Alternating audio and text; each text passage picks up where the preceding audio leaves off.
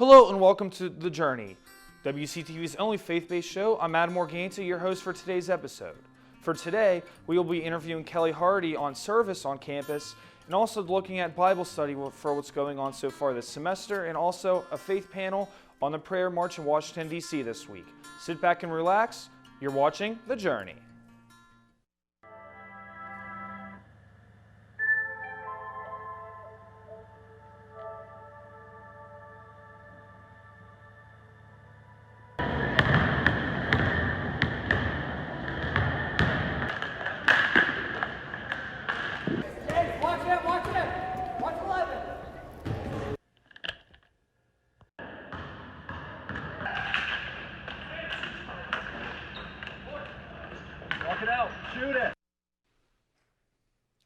Welcome back to The Journey. In this first segment, I sat down with Kelly Hardy, who's the Assistant of Dean Students, on how she's planning service trips during the coronavirus pandemic. The first question I want to ask you is, as the Assistant Dean of Student Services, what is your main job and some of the responsibilities you have on campus? Absolutely. Well, thank you so much for having me today. It's a pleasure. So as Assistant Dean of Students, I serve in a number of capacities. My primary role here is to oversee the Center for Service Leadership Office and plan and implement all local, domestic, and international service opportunities for the campus community. I also am the Bonner Director. I teach a few classes in the Social Sciences Department as well as Service Learning.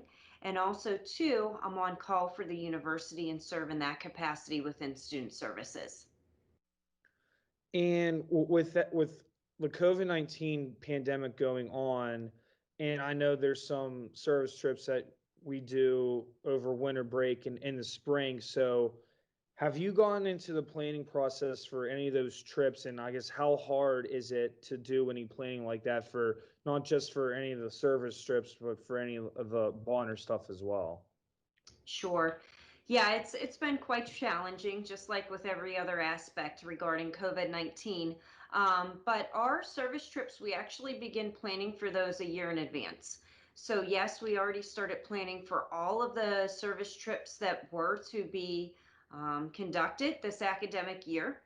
It has been decided for the best interest of our students, faculty, staff, and community partners that our fall and winter and spring service trips will be canceled.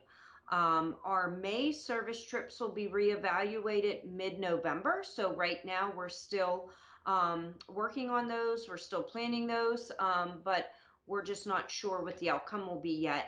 And then as far as our service, again, for the safety of our students, our faculty, staff, and service partners, um, our service has been virtual this semester. This Saturday, we will introduce our very first on-campus service Saturday from 9 to noon, and it will be working with Project Linus, the Greene County chapter, and making blankets for the children at the Ronald McDonald House. But it will be on campus.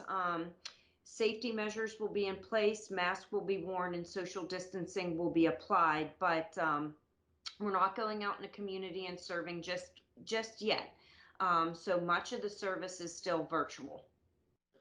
And since you mentioned that all the fall and winter spring service trips are canceled, is there any alternatives that you guys can do obviously virtually besides doing the service trips? Like anything I guess relatively close to going on a service trip, but if you can do it virtually instead. Well, we have been working with about 50 nonprofit organizations that offer remote service opportunities. So even though our students aren't getting the hands-on experience, we're still working with many of our local nonprofit organizations, as well as a number of national and international organizations that offer virtual opportunities. And we have a listing of those on the service tab located under My Connect. And what would you say to some students that, well, you said those other opportunities since we can't go internationally anywhere. So what would you say to those students that don't want to take part in any type of virtual service since it's virtual and they might not think that it's like going to be worth it since you can't do it in person? So what would you say to those students that are kind of shying away from doing any type of service since it'd be virtual? Yeah, I would honestly say to them, give it a try. Some of our students absolutely fell in love with what they're doing. For example, we have a student that's working with the Smithsonian, the museum in Washington, D.C., and he is currently cataloging artifacts for them. And that's really cool because it aligns with his major of history. So he can honestly say when he's interviewing for a job, I did cataloging for the Smithsonian. That's pretty neat.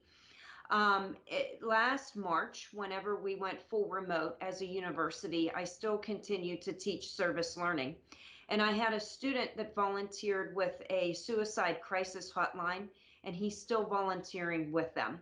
His major psychology, he fell in love with the organization, and now he's doing it just because he fell in love with the volunteer work and never would have tried unless he just, reached out to them and connected with them and took advantage of that opportunity. So there's a lot of virtual service opportunities.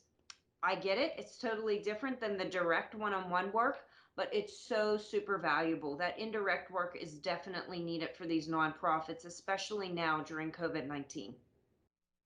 And what were some of the similarities in service that you saw remotely when we all went home in March compared to any type of in-person service that we would be able to normally do?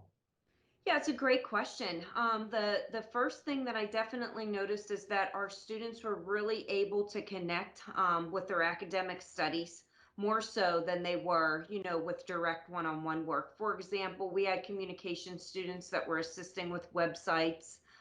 We had marketing majors that were assisting organizations with fundraisers, with social media online. Psychology student connected that student with a suicide prevention hotline. We had the history major that connected with the Smithsonian. So I that's the first thing. I noticed that there was that strong connection between the service they were doing with their academics, which is definitely important in fulfilling our mission of faith learning and service. The second thing that I actually noticed is that many of our students that started that service in March are still working with those nonprofit organizations. So that's really neat to see that relationship continue. And I think the reason being is because it's convenient. The student can make their schedule. They can log in and they can volunteer whatever meets their schedule, and they're not working with, the restrictions of the nonprofit in their time frame and what that scheduling looks like. So those were two things that I definitely noticed.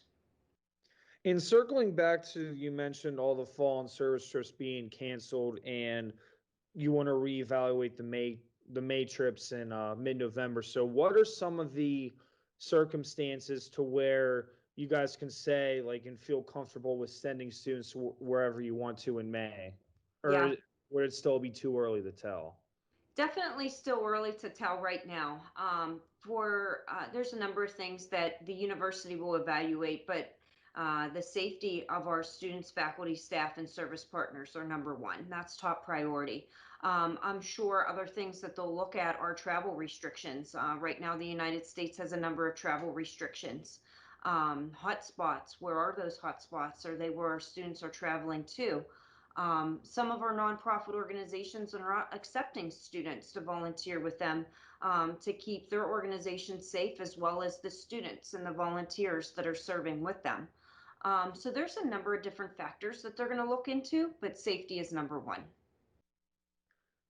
And for and what are some other future remote service opportunities that you look for doing in the future? Like I guess like in between the fall and spring semesters. Well, we have a number of service Saturdays that are lined up beginning this Saturday up until mid-November. We'll be partnering, they're all on campus. We'll be partnering with the Greene County Historical Society. We'll be partnering with Operation Gratitude, Project Linus, as I already mentioned, Adopt a Grandparent. So there's a number of organizations that we'll be working with here on campus to keep our students safe, but also to provide those services. All right, well, thank you. I was talking to Kelly Hardy, the Assistant Dean of Student Service. So thank you for joining me and stay tuned as we'll be back with the journey. Have you ever been to the Everly Library? If not, you should, because it's great. They have books of all different genres: history, biography, fiction. Try The Evolution of Life, Life of Pi, or Jurassic Park. So what if books aren't your thing? Try movies like Frozen, or TV shows like Lost. Books and DVDs aren't the only thing though. Take a trip to the second floor. Welcome to the Writing Center. These tutors will tell you everything you need to know about writing a paper, and they'll help revise your essays. Now let's head back down. Behold, the Knox Learning Center. Need to print something out 5 minutes before your next class because you procrastinated? No problem. You can also print off pictures of dogs. Because, well, you can. So grab your homework, laptop, and textbook, and study diligently. Bring your lunch too. Actually, you can't. That's illegal. Now you know the Everly Library. Stop by anytime. Seriously, it's open all week.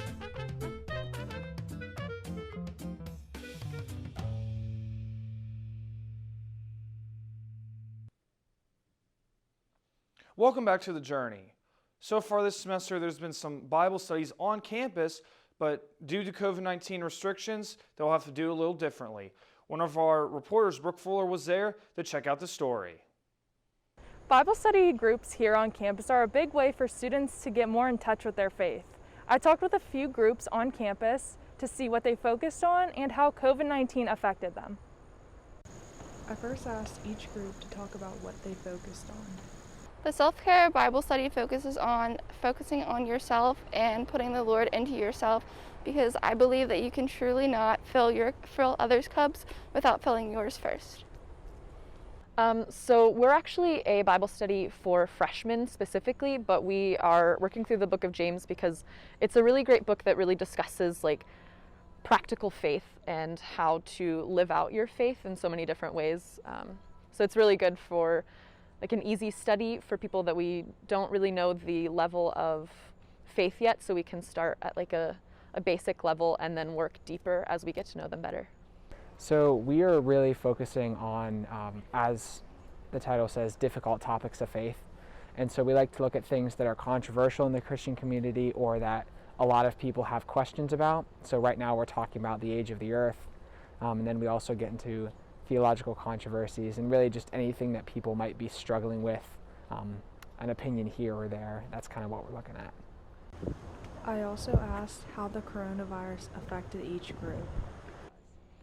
So it's been a little weird because we have to do it on MS Teams, and MS Teams often has some issues. So last night we had some trouble with logging on, but other than that, it's been pretty good. We've still had good turnouts, which is nice. COVID definitely has kind of disabled a lot of our personableness in meeting in person. We definitely had to figure out a way of incorporating it into whether we did it online, through Zoom or Microsoft. But we've actually been meeting in a gazebo off campus, so we're outside and we're very well spread apart. So that's been actually really helpful to us because I think it's actually enabled us more to be together as a group because it's something we're really dedicated to making work. So we're social distancing and everything, but making sure we're doing our part to be safe. So with COVID, we had to transition to meeting online through Microsoft Teams. Which was kind of not that great, just because when you have a Bible study, you want to connect to people a bit more face to face. But I think that we've still been able to resonate into people's hearts just by meeting online as well. And even though it didn't go the way we had planned or expected, I think that it still turned out great. I think that it also makes the times more flexible because we can meet late at night, and it's not going to be that big of a problem since it's online. COVID-19 has presented a lot of challenges for Bible studies on campus, but they've found ways around them. For WCTV's The Journey, I'm Brooke Fuller. Coming up next on The Journey, I'll sit down with the Journey panelists Lachlan Loudon and Drew Hreha as we will talk about the prayer march in Washington, D.C. this weekend. Don't go anywhere. You're watching The Journey.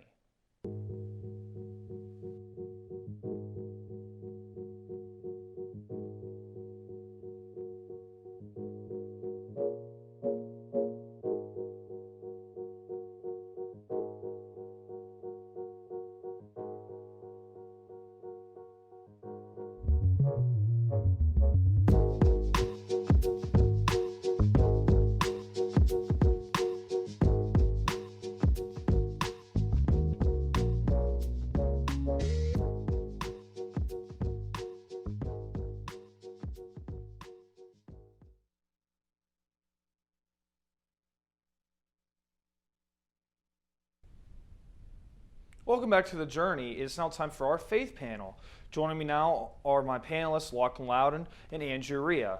So what we're going to talk about today, gentlemen, is the prayer march in Washington, D.C. And before I ask you the first question, just a little in background about how it was organized. It was organized by Franklin Graham, who's the son of Billy Graham.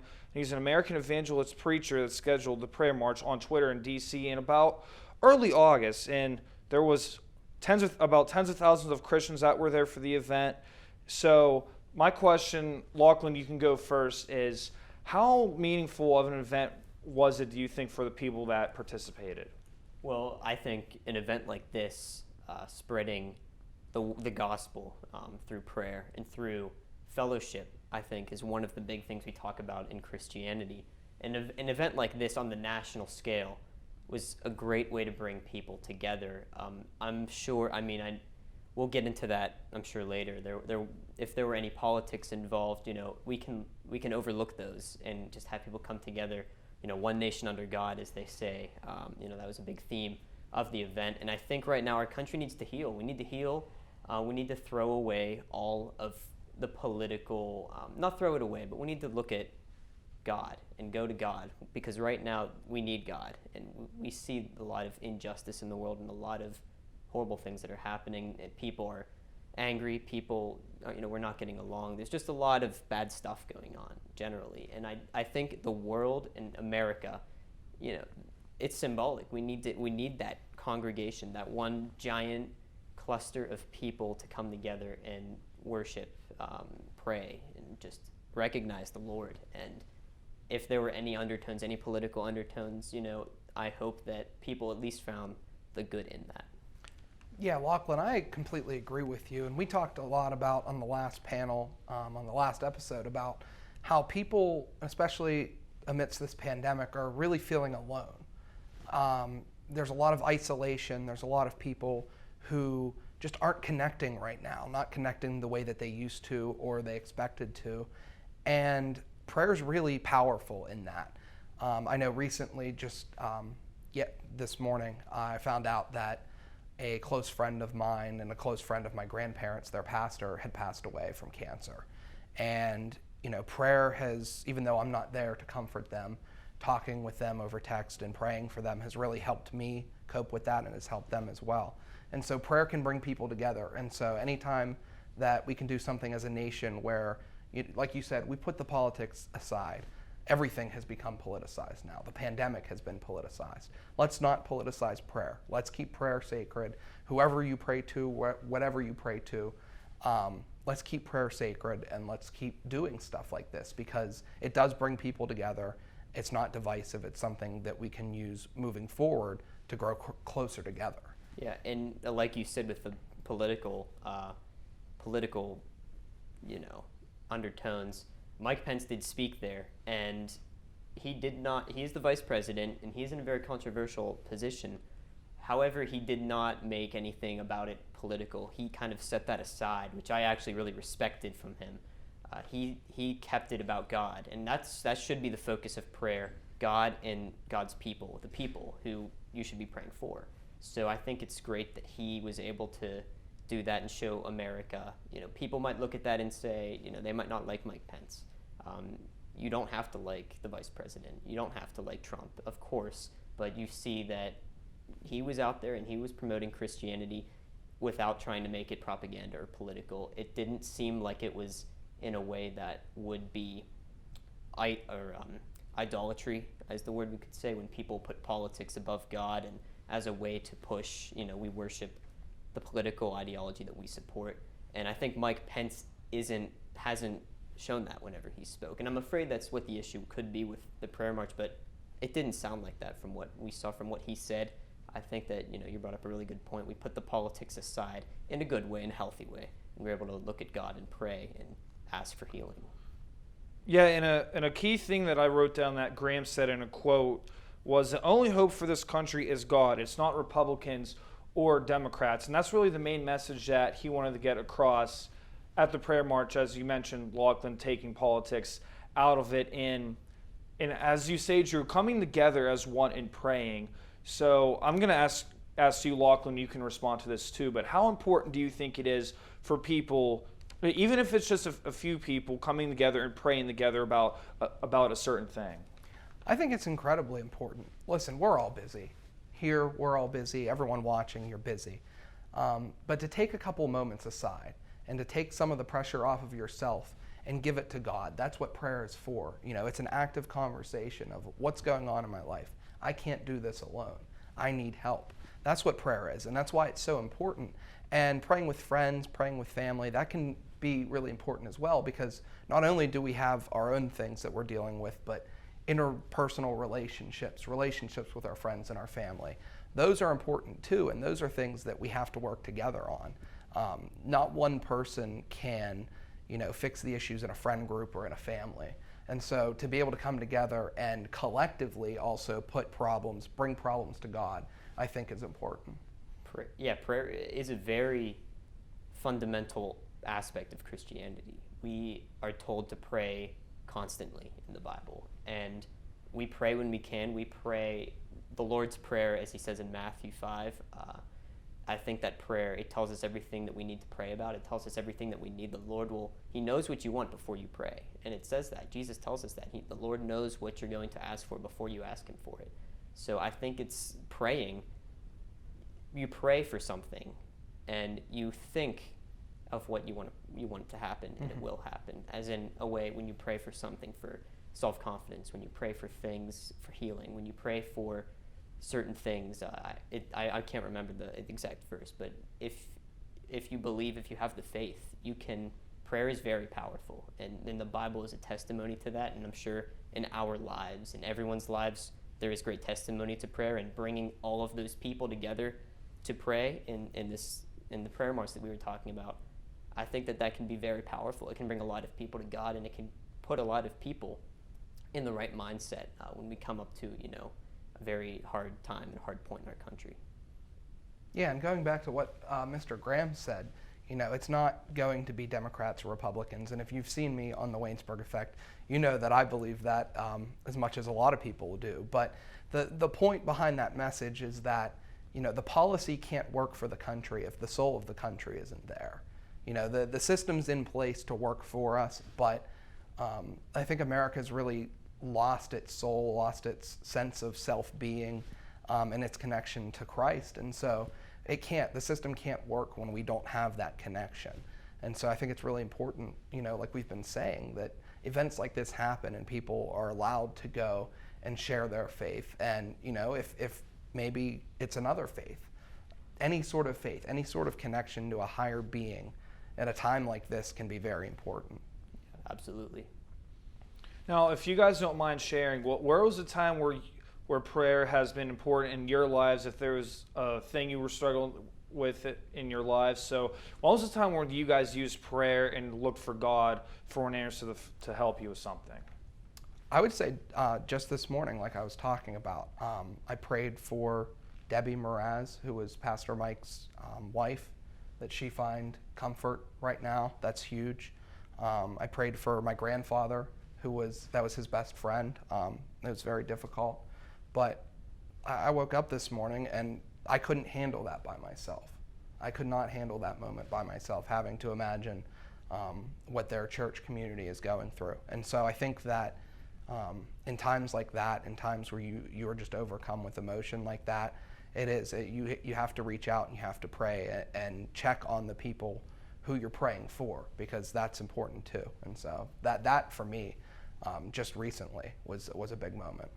Absolutely, and going for me, as in my younger years, back in high school, middle school, elementary school, I used to play hockey, and that was a huge part of my childhood and just growing up in that environment and playing sports. And it's something, it made me nervous. You go out on the ice and you go and play a game. There's a lot at stake. If you're in the playoffs or if you're trying to win, trying to score a goal, relatives watching.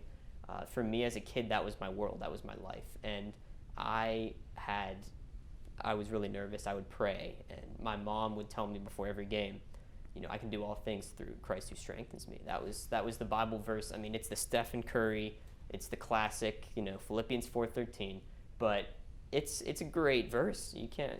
Every athlete loves that verse for a reason, because physical strength is how you go through those, sporting events.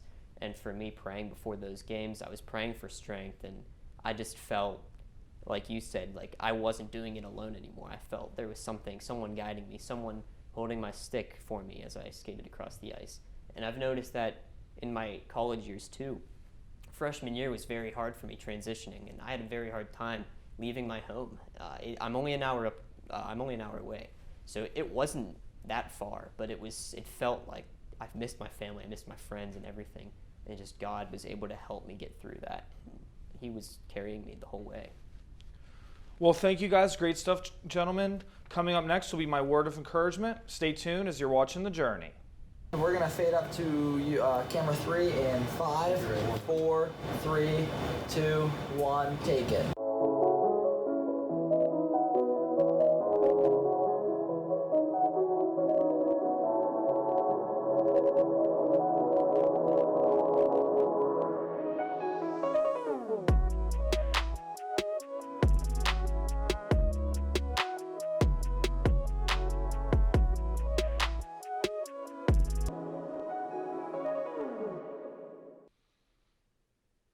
Welcome back to The Journey. It's time for my word of encouragement. Prayer is a great opportunity for people to come together. Franklin Graham, who led the prayer march in Washington, D.C., said, quote, "We need to be the United States of America, not the divided States of America," end quote. Doing the march this weekend was a great step towards that. When people get together and pray, they set aside their differences and pray for one common thing. People pray when they are in need. In 1 Chronicles 16, verse 11, it says, "Look to the Lord in His strength. Seek His face always." That's what I did last year. I was a junior at Waynesburg. That fall semester was very stressful for me. One night I had a breaking point. I was not in a good state of mind and I was panicking. What I did was pray to God for Him to give me strength so I could get through the difficult semester. That worked. I also talked to friends and family to calm me down and finish the semester strong. Praying is a powerful thing to do. If Graham can organize more prayer marches, our country will become more united. If you're ever struggling with something in your life, just know that God is always going to be there for you. You talk to friends and family when you aren't doing well. Think of God as your best friend. You can tell Him anything and He'll listen and make things work out in the future. Don't be afraid to pray in small groups with your friends. It can bring you closer to your friends. Pray for others to make them feel better. That will make you feel closer with God and who you prayed for. That's all the time we have on The Journey. Thanks for tuning in to WCTV's only faith-based show. I'm Adam Morgante. Good night, and God bless.